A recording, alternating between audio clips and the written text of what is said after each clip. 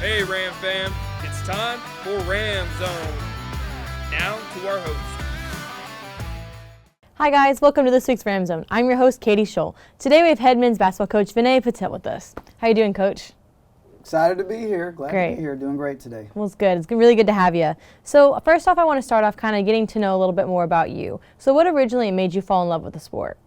You know, I grew up playing as a kid, and you know, it's funny now because I get to see my own son, who's 6. He's playing in YMCA here in town. But that's how I grew up playing. You know, we played in a little kids league growing up in the neighborhood. All of us would get together, get a ball, go down to the church and play on the weekends, and just really grew up loving the sport. And then once I finished high school, I knew it was something I wanted to do for the rest of my life. Is just a way to be a part of the game still. Right. So who has had the biggest influence on you as a coach?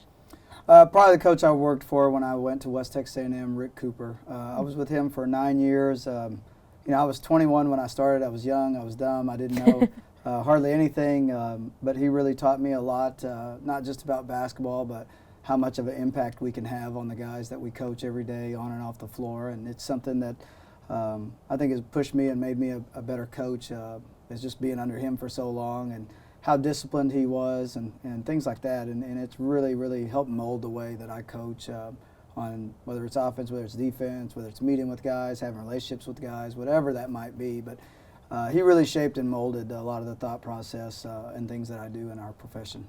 Mm-hmm. So do you have any game routines that just haven't changed over the years? No, I wouldn't necessarily. I mean, I like having a Coca-Cola on the sidelines. I think everybody knows that. And but then you'll go to some places that they don't have Coke, so you have to go with something else, you know. But that's probably about the only thing. And a lot of people laugh because I'll go on the road, and I've been in this conference for a long time, and I'll go on the road, and if I don't have a Coke, I've had administrators from other schools come bring me a Coke because they know I usually have one sitting right next to me. So I guess that's about the only thing I can give you as far as that kind of stuff. But I'm pretty vanilla and boring in those things. So That's okay. Some things work better for others and they don't for others. I mean, a Coke is a Coke, and is that for your energy, I'm guessing, or just because you like it? No, I just like it. I don't know. I've just always had one on the sideline with me ever since I started in this, and I guess it's just kind of habit and routine of having one there, you know, when I'm coaching. So, you know, I mean, it could be whatever. And now, like if I have a cup of water or something, that's fine too. But I prefer having a Coke there for every game. Mm-hmm. So this weekend y'all had y'all senior game, correct? Mm-hmm. So how was that? You know, it was great. There's a lot of emotions that go into a senior night. You know, we had 2 seniors, in Josiah McWright and Jordan Crawford, but we also had our student assistant, Riley Soto. And Riley's been with me for all 4 years that I've been here, so it was a little bit special for me just because, you know, you don't have student assistants for that long, and I've had him for all 4 years, and he was a huge piece of what we've done here and the success we've had. He does so much for our guys behind the scenes that people don't even know. So it was awesome getting to recognize him. And then our 2 seniors, they've been tremendous in the leadership that they've brought to our program and how they've represented our program and our university. So, you know, just an emotional day, emotional game, and I was really, really excited, you know, that we won it in the fashion that we won it because I thought we played really well. And so for them to go out that way in their last home game was pretty special. Right. Is there any special way that you specifically like to honor your seniors? You know, we try to, I really don't like senior night because I almost think sometimes it takes away from the game doing it at the very end. You know, I've always wanted to do it earlier in the year because it's so emotional. I mean, it is an emotional thing, so I try not to add on to it as much. You know, we talk a little bit more after the game is over than anything else. And for me, you know, I told them after, the thing that's going to be more special is when both of them walk in May because both are going to graduate from Angelo State, and that's going to be more special to me than them just playing on senior night because the whole reason why they followed their dream this long, for me, it's, hey, how can we put a piece of paper in your hand that's going to change your life? And, you know, Angelo State's been able to provide the opportunity for them to do so. So for me, that's probably the most special thing about senior night is just, hey, you know, your basketball career was great, the things you did for us were great, but what's coming next is going to be even better. And so, you know, hopefully they understood that message. So do y'all speak a lot of kind of academically within your boys as well? Oh, yeah. I mean, it's a big piece of our program. You know, we really preach academics. We talk about our social community engagement as well. You know, we do a lot of things in our program besides just the basketball piece as well. And I know at times, they hear it a lot from me, probably too much at times, but we do a class sign-in sheet in the morning. Every morning I get to see every guy has to come sign in before class starts. That way I know they're awake and moving around. But also it gives our staff a chance to see every guy outside of the court every single day, so we can find out, hey, what do you need? How can we help you? Here's assignments that are due for the day, and we have an academic board where they can see what's coming up for the week as well, and so they don't fall behind. And it's been one of the reasons we've had the success we've had academically. We've graduated every player that's completed their eligibility. We've set GPA records in my time here, and it's not about that as much as it is for me, just again them graduating. And so at the end of the day, we want to win games and they want to win games, and it's a real fun experience. But hey, 10 years from now when I call you, what are you going to be doing? How are you using that degree now? And to me, those are the fun conversations. They may not always happen right now, but 10 years from now, I know both the guys we have this year, they'll be success stories. Mm-hmm. And you mentioned something else about like the social outreach. What do you kind of mean by that? So we do a lot of community service. We'll go to the food bank and help with the food bank. We helped a church in town build a pumpkin patch this year. We do a lot of different things to go see elementary schools, you name it, to get our guys in the community. I think that's really important. Piece of what we try to do is teach our guys to give back, and whether it's them staying around here when they finish up playing and giving back to San Angelo, or going back to wherever they came from and giving back to their community. I think it's our job to help teach that to these guys, that hey, you want to pour into a place that pours into you. And to me, that's the thing we're trying to teach more than anything is, San Angelo, Angelo State, they really, really pour into our guys and our program, and not just ours, all across the board. So how can we give back? And so we try to really teach our guys that and get them out in the community. Do you have an event that y'all have done that's been your favorite? I don't necessarily know a favorite. The pumpkin patch has been the hardest one. I'll say that's the most challenging because it's a semi-truck full of pumpkins, and you would think that's an easy one, but it seems like those pumpkins never stop coming out of that truck. So it's almost seems like a never-ending deal. We've done that a couple times now, so that's the one I'd say. But we've done our guys have done some at the therapeutic horse riding here in town, and that one's been pretty neat. They work with some special needs kids there, and just seeing our guys for the first time, some of them being even around a horse and how scared they are of just the horse itself at times. But that one's been pretty fun. That's probably been one of my more favorite ones that we've been a part of for sure. Mm-hmm. So getting kind of back into this basketball, what has been the biggest challenge for this team this season so far? It's been an injury-stricken season, and so I'd say consistency has probably been the biggest challenge. It's just we've changed lineups so many times because someone's been hurt. We've had a few season-ending injuries. We had another young man tearing MCL, and he was out for 10 games, and then he's back. And the day we get him back, we lose another one to a concussion. And so it's been so many moving parts that consistency has been hard to find. And I think that's why a lot of our games have been close. It's just guys are just in that moment. Hey, we may not have practiced those lineups because in practice, hey, they're there, and then in the game we may lose a guy and then they're not there. And so it's just a constant juggle. But I think our guys have done a great job with it, and I think it showed on Saturday that we still got a lot of juice left in the tank. We had 25 assists on Saturday. Something I was really proud of is just how much we shared the ball and moved the ball and played well together. And so that's a style that we really preach is just team basketball. So just to see that on Sunday, especially on senior night again, was really special to watch as we close the season up. Right. And so how do you manage kind of these rotations and moving the guys around to have these different teams playing? It's hard. We're managing a lot. You're managing the egos, you're managing all kinds of things when it comes to basketball because only 5 guys can play, but we have a roster of 14 or 15 every year. And so to me, the biggest thing is role definition. And I think when you have a team that really buys into their role, it makes it a lot easier. And that's easier later than it is early, I can tell you that. But, one of the things we've done here that I think has helped us a lot is we bring a good chunk of our team in for the Summer 2 session in July just so they can be around each other and they start building team chemistry and getting to know one another better as well so that when we do start in the fall, I feel like we're not strangers starting. We all know each other and know about each other and things like that. And that's helped speed the process up a little bit. Athletics cliche, coaches always say trust the process, and it's not an easy process, I'll tell you that. It's a painful process sometimes because in a lot of sports, when you get a particular guy, I mean, all of them have these dreams and aspirations of being the leading scorer or being the guy on the team, and that's just not a great reality. We may need someone to be the best defender. We may need someone to be the best rebounder. We just challenge our guys to be the best version of themselves. And, if we can get that while they're playing together, then we always feel like we're going to have success. Right. So how do you kind of look for these guys during that kind of summer session or even when you're recruiting? It's a constant battle. It's a changing landscape right now with the portal, with NIL. I mean, you name it. It's just a lot of moving parts right now. So recruiting never stops. We recruit year-round. We recruit coast to coast and then sometimes around the world. I mean, we have a young man on our team right now from a country in the Caribbean, or island in the Caribbean, Montserrat.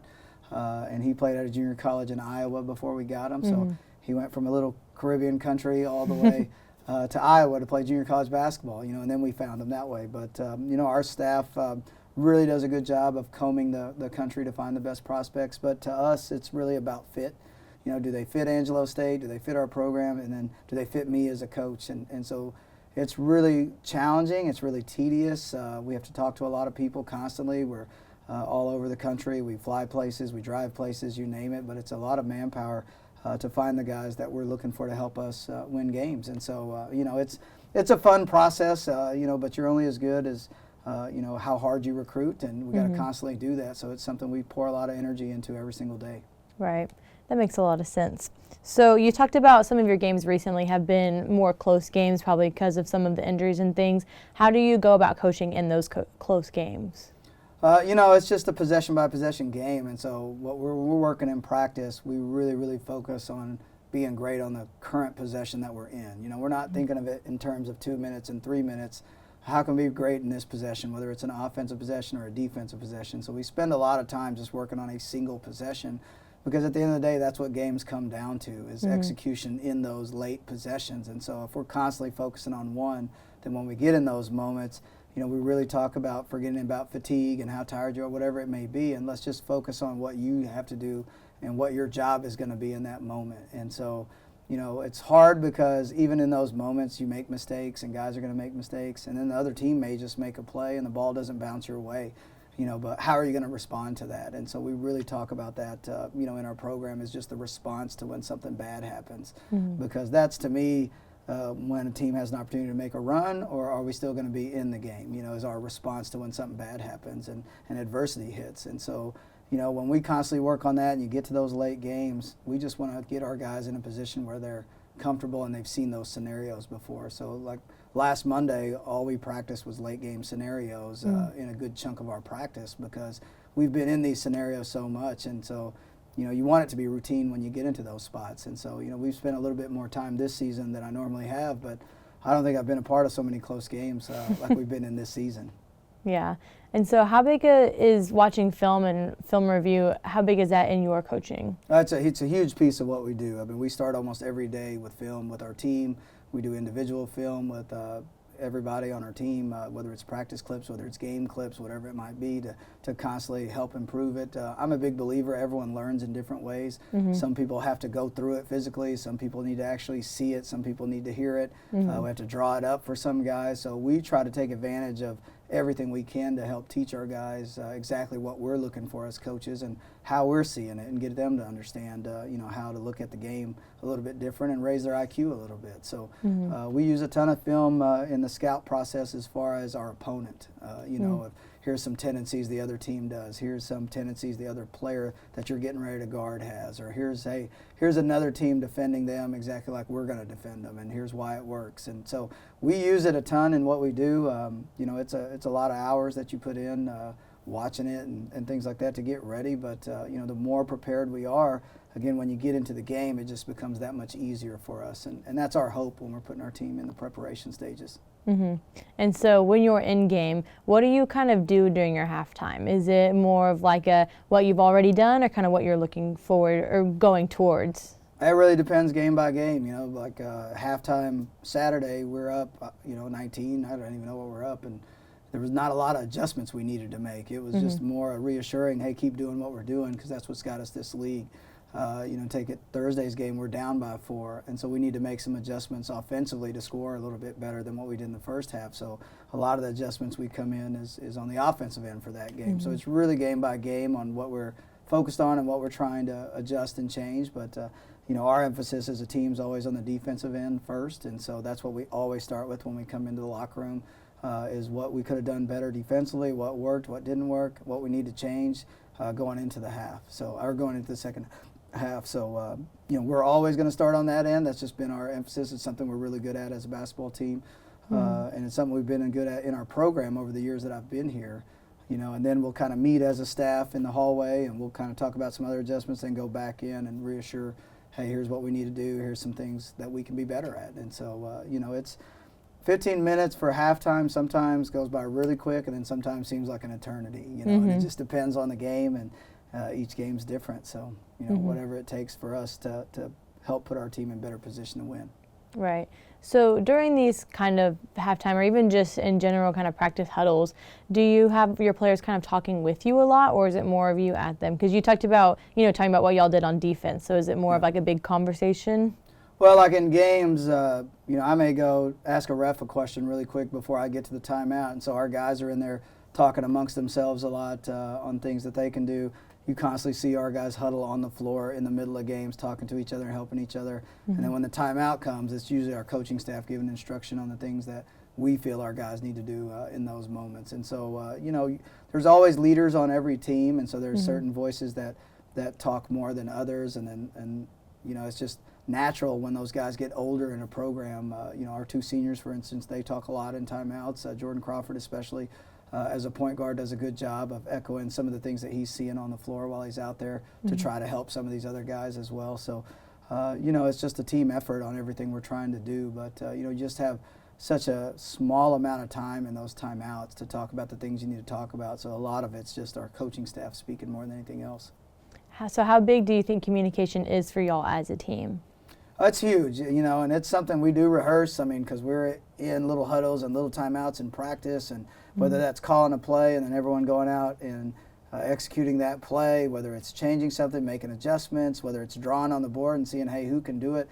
We start that early in the year. We'll draw up plays on the board to see who retains information faster and better than the others, because especially early in the season, you get into a late game and you need to draw something up that we don't have in. Who can actually accomplish that and do that for us? And then you better have the guys in the game that can actually do that in those moments. And then we help tell the other guys, hey, the reason why you weren't in the game late is, hey, you struggled to retain stuff that was on the board in timeouts in practice. And it may be as small as that, but communication is very key. But then being able to just follow and retain what we were saying and doing from that timeout to the floor, because it's shocking sometimes how quickly you can call a play in a timeout and 2 guys will walk out of there and go, what are we running? What are we in?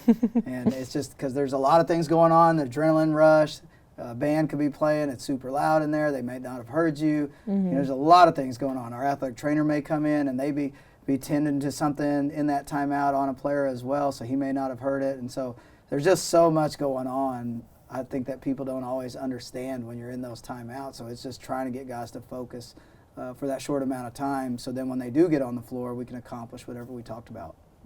Yeah. So what is something that kind of goes on behind the scenes that fans don't necessarily always get to see?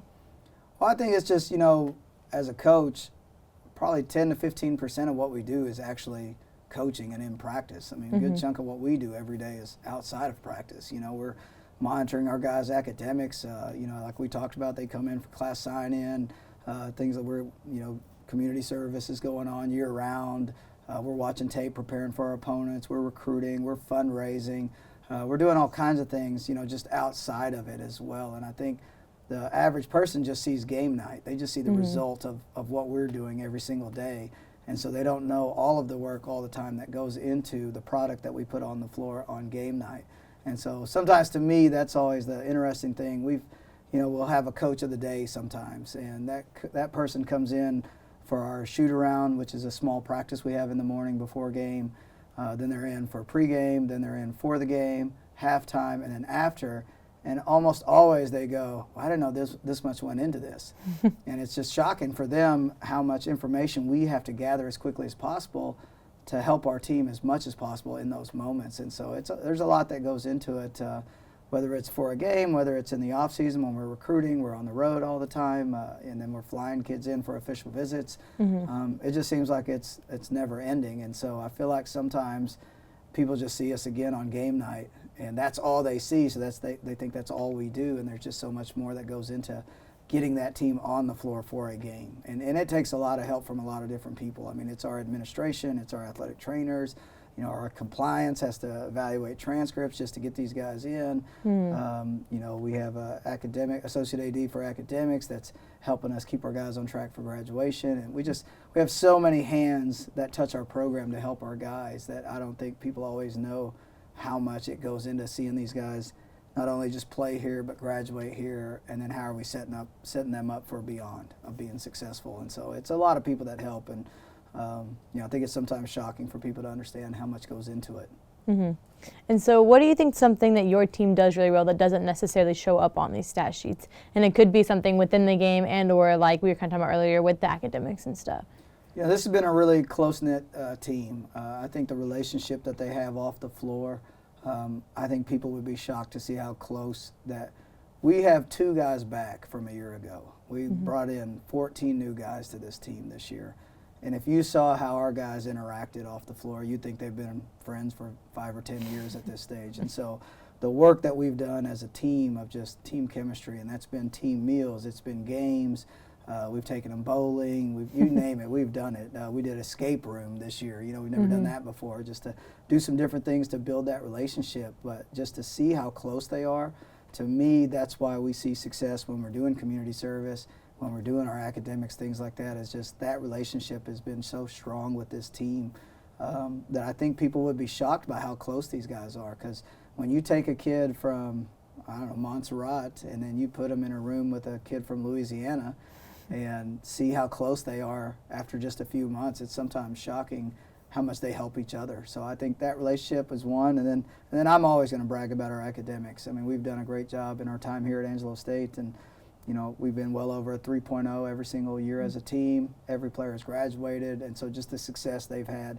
outside of basketball, I think sometimes would be shocking to people, because there's a stereotype with basketball at times, you know, and our guys, I won't allow them, and I tell them, you get to create your own stereotype at Angelo State. And so, you know, our guys go to class, they're great students, you know, we hold them accountable to those things, and then we want them to graduate. And you've heard me talk academics a lot today, and but it is a big piece of our program. You know, if you stepped in our program for a day, you would see how much we actually talk about it every day with our guys. So, you know, it's a big piece, but I do think people would be shocked how much time and effort and emphasis we put on that side of it as well. And so kind of talking about like stepping in, will you kind of talk us through like what a week looks like during game season?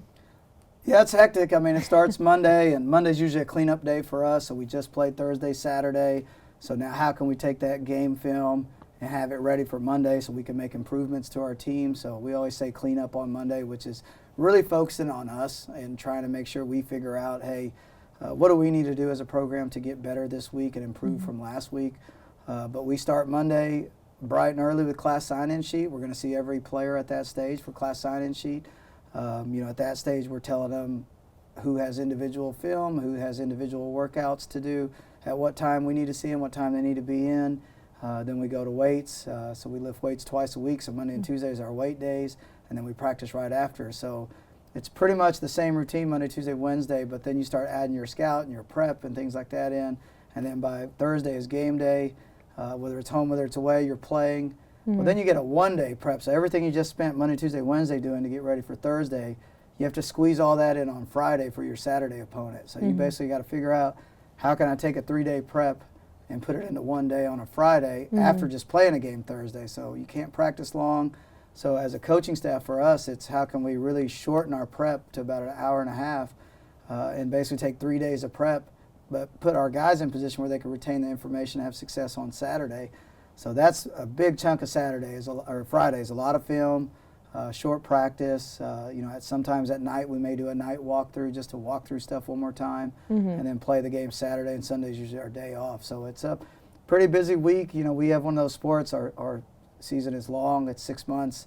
We're the only sport that hey, we start school and we cross semester lines with our sport as well, which you don't see a lot of sports do. Most sports are one semester sports, and we're traveling during finals, and then we're traveling during the start of the second semester, and there's not another sport that usually does that. So we're still playing and preparing during probably the most hectic time of the year, which is finals and then the start of a semester. So it's just so much that goes on, and it's just how can you get guys to relax, and hey, we're going to help them with their schedules and things like that to make sure. It's almost micromanaging, but it's not.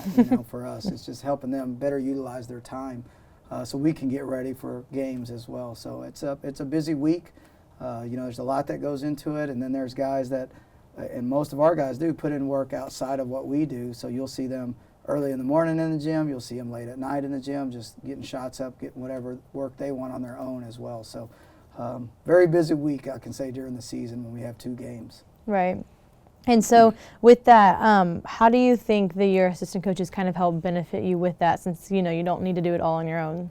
No, they're great. I mean, they're going to be head coaches one day. Both of them are really good, and our graduate assistant, Jagan Daughters, has been great. But Connor Moore's been with me for 4 years. Cole Rabideau's in his 2nd year with me now. We have a tremendous staff, and I let those guys run with it. I tell them all the time, this is just as much your program as it is mine. And I want them treating this place like it's their Duke, is what we always say is, and so they really, really run with it. They help our guys in so many ways on and off the floor. But it's great because I don't have to go, hey, I need you to do this. Usually we work together on everything that we're doing. We see what needs to be done. We split it up. We do it. And our guys have been great, just really, really supporting and helping our guys. I mean, our players would tell you how much our staff does for them, and that's not just on the basketball court. That's, they'll have them in their office, with academic stuff. I mean, you name it, our guys are there to help them, and it wouldn't be done without the staff that we have, I can tell you that. And so what do you think we have looking forward to next week? Because I know we have matchups against your old place, as Texas A&M, and then Eastern New Mexico. Yeah, so we'll play West Texas on Thursday, and they're a little bit of a rival for us. We've played a lot of games against them in the last 4 years, and they've been some tremendous, tremendous games against them, and that's where our full focus is right now, is how can we beat West Texas A&M. Then it'll be a very short turnaround on Eastern New Mexico, and so we have always held a 1-0 mentality, and so we try not to let our guys look past the one that's coming up. Right. And so that's why we put so much emphasis on that first one for the week, is we want to pour everything we can to, here's what's coming up next. We need to go 1-0 first before we worry about the next one. So for us, that's where our focus is for the week, is we're trying to do everything we can today, tomorrow, and Wednesday. Hey, here's what we can do to put ourselves in the best position to win on Thursday. So that's where the good chunk of our week's going to go to. Right. And so do you have any final thoughts kind of about your team this season? Just been really proud of them. It's been a roller coaster of a year at times, and I've just been really proud of them sticking with it and playing really hard, and their effort on game night has been unbelievable. It's been a very little to no drama type of team, and so they've been fun to come to work with every single day. And it's going to be one of those teams that I know as a staff, not just me, but as our staff, and there's going to be a lot of relationships on this team that we'll have well beyond Angelo State, and those are the most fun years, and did we get as many wins as we wanted this year? I'd say no. I don't have a problem saying that, because I'm always going to keep our expectations and standards very high. But have we made relationships with our guys and help them achieve some of the things that they want to achieve? I think so, especially when I know our seniors going to graduate and better themselves as well. So, we've already started working on next year as well. I mean, it's just part of it. But part of that work for next year has been still coaching the guys we have. Right. Because if they're continuing to improve, then that's automatically going to help our next season as well. So just been really proud of this group. Right. Well, awesome. Well, Coach, thank you so much for sitting down with us today. Thank y'all so much for joining us as well for Ramzone, and we will see you next week.